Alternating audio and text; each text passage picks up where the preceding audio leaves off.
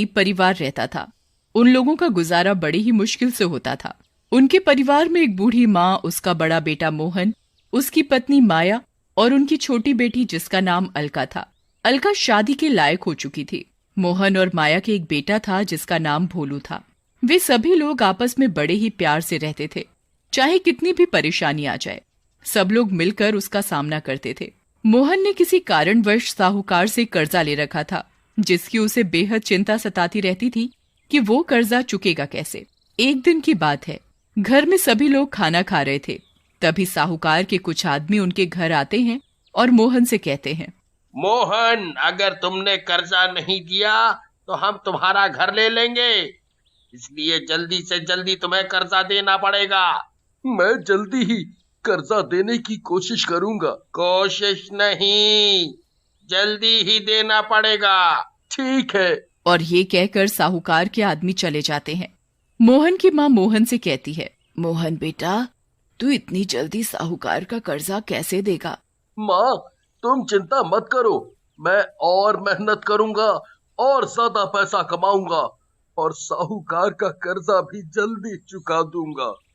तभी मोहन की पत्नी माया भी कहती है, माँ तुम चिंता मत करो, हम सब है ना कोई रास्ता जरूर निकालेंगे। पर मोहन, और तुम अकेले सब कैसे करोगे? अलका की शादी भी करनी है, भोलू की पढ़ाई और ऊपर से मेरी दवाई गोली का खर्चा। अरे माँ, तू चिंता क्यों करती है? मैं हूँ ना, सब ठीक कर दूंगा। तभी अलका माँ से कहती है, माँ तुम मेरी शादी की चिंता मत करो, मुझे अभी शादी नहीं करनी।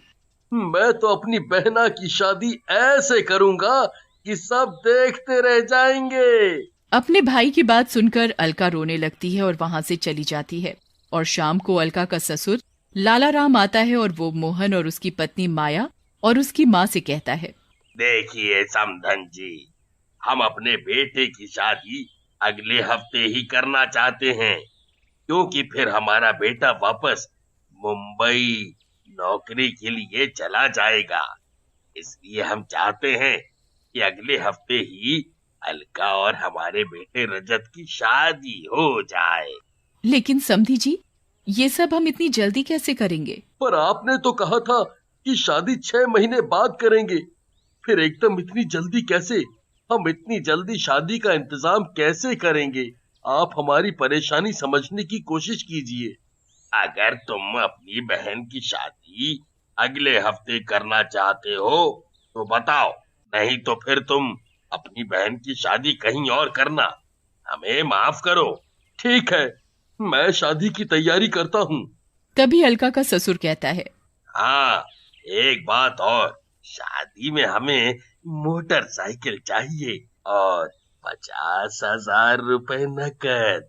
देखिए लाला जी, आप हमारी परेशानी समझने की कोशिश कीजिए। हमारी हालत तो पहले से ही खराब है, हम ये सब कहाँ से देंगे? वो मुझे नहीं पता, ये तुम्हारा काम है। अगर तुम शादी में ये सब देने को तैयार हो तो बताओ, वरना मेरे बेटे के लिए रिश्तों की कमी नहीं है। और तुम अपनी बहन के लिए कोई और लड़का देखो जी। आप ऐसा मत बोलिए, मेरी बहन मर जाएगी। देखो मोहन बेटा, मुझे जो कहना था मैंने कह दिया, बाकी तुम्हारी मर्जी। ठीक है, मैं कहीं से इंतजाम करता हूँ, आप शादी की तैयारी करो। ये कहकर लाला राम वहां से चला जाता है। तभी माया अपने कमरे से अपने गहने लेकर आती है और मोहन से कहती है, ये मेरे गहने किस दिन काम आएंगे? आप इन्हें बेचकर अलका की शादी का इंतजाम करो। पर ये गहने तो तुम्हारे हैं, मैं इन्हें नहीं ले सकता। गहने जरूरत पड़ने पर ही तो काम आते हैं, इनकी जरूरत अब ज्यादा है, इसलिए आप इन्हें बेचकर अलका की शादी की तैयारियां करो। उन सब की बातें अलका कमरे से सुन रही थी। वो अपने घर वालों से कहती है, मैं शादी नहीं करूंगी, और उस घर में तो बिल्कुल भी नहीं जहाँ दहेज मांगा जाता हो। भैया, आप कल जाकर ही उन लोगों को मना कर देना कि हमें ये शादी नहीं करनी। तभी माँ भी मोहन से कहती है, हाँ मोहन बेटा, मैं अपनी बेटी की शादी ऐसे लालची लोगों के घर में बिल्कुल भी नहीं करूंगी, मना कर देना उन लोगों को। तभी भोलू रोता हुआ आता है और वो अपनी माँ माया से कहता है, माँ, मुझे बहुत जोरों से भूख लगी है, खाना दो ना। मेरे राजा बेटा को भूख लगी है, माँ अभी मेरे राजा बेटा को खाना खिलाएगी। फिर माया भोलू को और घर के सभी लोगों को खाना देती है। खाना खाकर सब लोग सो जाते हैं, लेकिन अलका को नींद नहीं आती।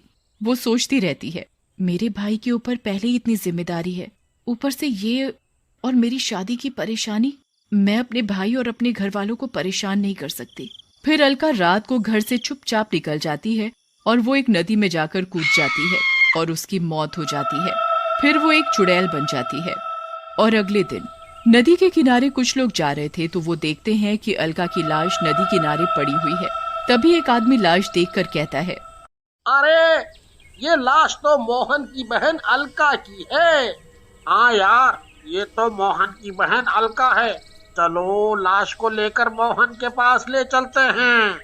और वो सब आदमी अलका की लाश लेकर उसके घर चले जाते हैं और उसके घर पहुंचकर वो अलका की लाश उसके परिवार वालों को दे देते हैं। और फिर अलका की लाश देखकर मोहन और उसकी माँ कहते हैं, हाय रे मेरी बेटी, ये तुझे क्या हुआ? तू हमें छोड़कर क्यों चली गई? मेरी बच्ची, आजा मेरी बच्ची। मेरी बहन, तूने एक बार भी नहीं सोचा कि तेरे बगैर तेरा भाई कैसे रहेगा?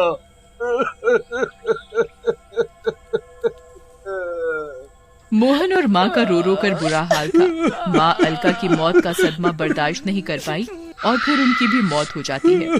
मोहन अपनी माँ और बहन की लाश को देखकर फूट फूट कर बहुत रोता है। माँ, अब तुम भी मुझे छोड़कर चली गई। हमारा क्या होगा तुम्हारे बिना? अलका अपने परिवार वालों के पास खड़ी उनकी बातें सुन रही होती है और वो कहती है, मैं उन लोगों का जीना हराम कर दूंगी जिसकी वजह से उसकी माँ की मौत हो गई और मैंने अपनी जान दे दी। मोहन अपनी माँ और बहन का अंतिम संस्कार करके अपने घर लौट आता है। उधर चुड़ैल शमशान घाट में अपनी माँ की राख के पास बैठी हुई रो रही होती है। रात भी काफी हो चुकी थी और फिर वो अपने लाला राम के घर आती है। उसका ससुर गहरी नींद में सोया हुआ था तो वो उसको जोर से काट लेती है। तभी ससुर की नींद खुल जाती है और वो चिल्लाता है, बचाओ बचाओ। वो देखता है कि उसके सामने चुड़ैल खड़ी है। लाला राम कहता है, तू कौन है और क्या चाहती है? इतनी जल्दी भूल गया कि मैं कौन हूँ? याद कर। तभी चुड़ैल अलका के रूप में आती है और उसे सब बताती है कि उसकी माँ और उसकी मौत का जिम्मेदार तू है। मुझे छोड़ दो, मैंने तुम्हें नहीं मारा, तुम तो खुद ही मरी हो। पर मेरी मौत की वजह तो तू ही है। ये सुन लाला राम भागने लगता है और वो भागते भागते शमशान घाट में पहुंच जाता है तो उसे वहां बैठा एक तांत्रिक मिलता है। वो उस तांत्रिक से कहता है, बाबा बाबा मुझे बचा लो, मुझे चुड़ैल मार डालेगी बाबा। क्या हुआ? कौन चुड़ैल? ये तो तूने बहुत ही गलत किया। तेरे इस लालच की वजह से 2 लोगों की जान चली गई। तभी चुड़ैल भी वहां आ जाती है और लाला राम का गला दबाकर मारने लगती है। तभी तांत्रिक चुड़ैल से कहता है, ओ चुड़ैल, छोड़ दे इसे। ए तांत्रिक, इसे छोड़ दे, ये मेरा शिकार है। मैं इसे मार डालूंगी और इसे मार कर ही दम लूंगी। मैं तुझे ऐसा नहीं करने दूंगा, ये गलत है। उन लोगों को सजा देने वाला भगवान है। ये कहकर फिर तांत्रिक चुड़ैल को अपनी बोतल में कैद कर लेता है और वो लाला राम से कहता है, अब तू घर जा, चुड़ैल तेरा कुछ भी नहीं बिगाड़ पाएगी। लाला राम अपने घर चला जाता है। फिर तांत्रिक भी अपनी कुटिया में जाकर साधना में लग जाता है। तांत्रिक अपनी साधना में लगा हुआ होता है, तभी अचानक एक बिल्ली न जाने कहां से आकर वो बोतल गिरा देती है और चुड़ैल आजाद हो जाती है और वो सीधा लाला राम के घर जाती है और लाला राम से कहती है, ओए लाला राम, उठ, तू इतनी जल्दी चैन की नींद नहीं सो सकता। लाला राम चुड़ैल की आवाज सुनकर उठ जाता है और चुड़ैल के आगे गिड़गिड़ाने लगता है और कहता है, मुझे छोड़ दे, मुझे छोड़ दे, मुझे माफ कर दे, मुझसे गलती हो गई बेटा, मुझसे गलती हो गई। तुझसे तो गलती हो गई, पर मेरी माँ का क्या दोष था जो तेरी वजह से इस दुनिया से चली गई? माफ कर दे बेटा, मुझे मुझे छोड़ दे बेटा, बेटा मुझे छोड़ दे, मुझे छोड़ दे। तभी चुड़ैल लाला राम का गला दबाने लगती है तो तांत्रिक आ जाता है और वो चुड़ैल से कहता है, छोड़ दे चुड़ैल, इसकी सजा इसे भगवान देगा। फिर इसकी वजह से मेरी और मेरी माँ की जान क्यों गई? ये हमारा हत्यारा है। मैं अपना बदला लिए बगैर नहीं जाऊंगी। जब तक कि मेरा बदला पूरा नहीं होता, मेरा बदला इसे मार कर ही पूरा होगा, तभी मेरी आत्मा को शांति मिलेगी। फिर चुड़ैल लाला राम को उठाकर फेंक देती है। लाला राम का सर फट जाता है, उसके सिर से बहुत खून बहने लगता है और वो जोर जोर से रोने लगता है और तांत्रिक से कहता है, मुझे बचा लो, मुझे बचा लो इस चुड़ैल से, मैं मरना नहीं चाहता। और फिर तांत्रिक अपनी मंत्र शक्ति से चुड़ैल को कैद करने की कोशिश करता है, पर चुड़ैल इतनी शक्तिशाली थी कि तांत्रिक चुड़ैल की शक्ति के आगे कमजोर पड़ गया। तभी चुड़ैल तांत्रिक से कहती है, ए तांत्रिक, मेरी तुझसे कोई दुश्मनी नहीं है, तू मेरे रास्ते से हट जा, नहीं तो तू बेमौत मारा जाएगा। तभी चुड़ैल लाला राम के गले में अपने नाखून डालकर उसे मार देती है और जोर जोर से रोने लगती है और कहती है, अब जाकर मुझे शांति मिली, अब जाकर मुझे शांति मिली। तांत्रिक चुड़ैल से कहता है, अब तो तुम्हारा बदला पूरा हो गया। चुड़ैल कहती है, हाँ, अब जाकर मेरा बदला पूरा हुआ। फिर चुड़ैल वहाँ से गायब हो जाती है।